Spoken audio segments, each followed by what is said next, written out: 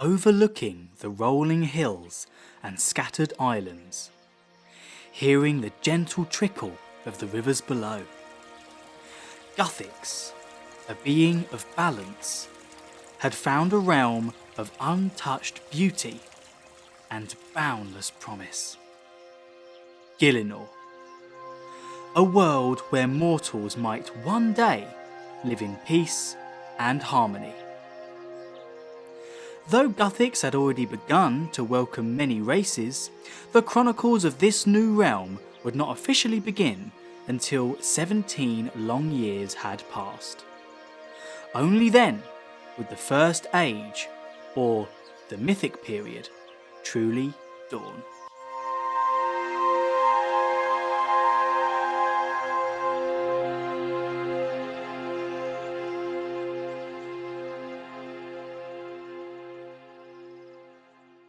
In those first quiet years, Gielinor lay in delicate calm, its new habitants gradually acclimatising to their unexplored world.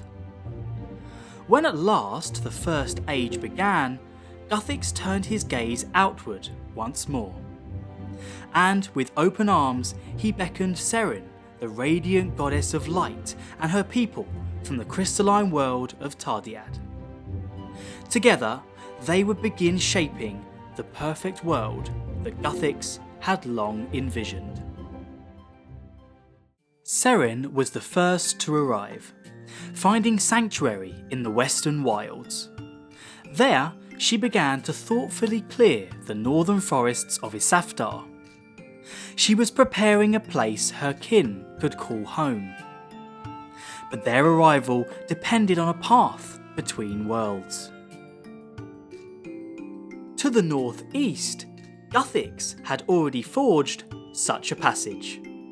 The World Gate, a towering construct bridging the void between realms. It enabled the elves to migrate from Tardiad to Gielinor. But potentially fearing the dangers such a passage could bring, Guthix sealed the World Gate away later in the First Age.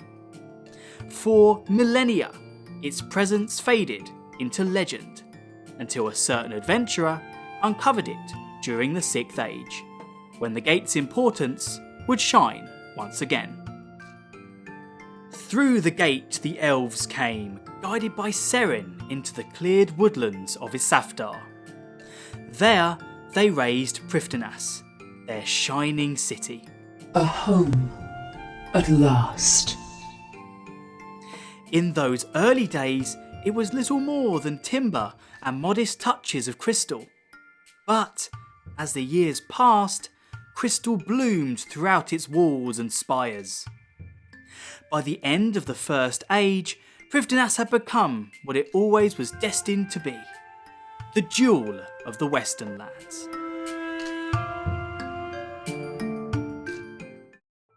While the elves built their city, other footsteps crossed the threshold of Gielinor.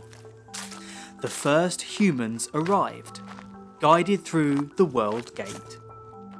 Guthix himself appeared before them, urging restraint, that they might use the bounty of this land with wisdom, never abuse. Their earliest stories still linger, and in later ages, an adventurer with an enigmatic enchanted key would glimpse these beginnings firsthand.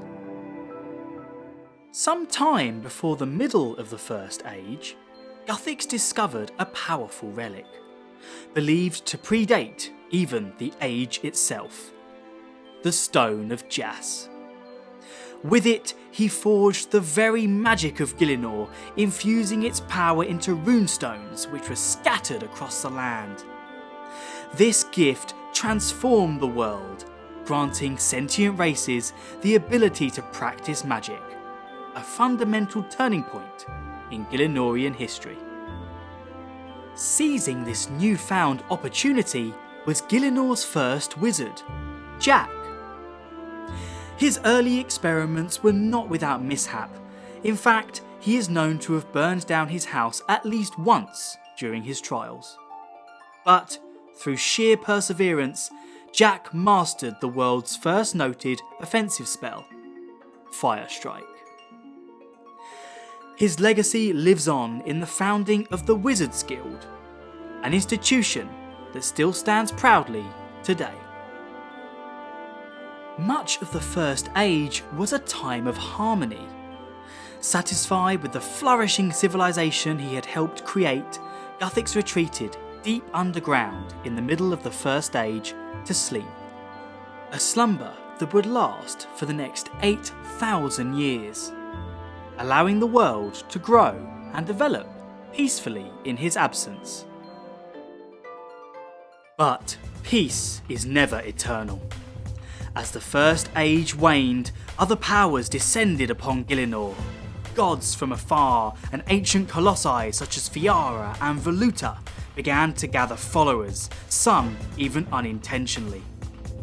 Sometimes by will, sometimes by accident, mortals were drawn into their struggles.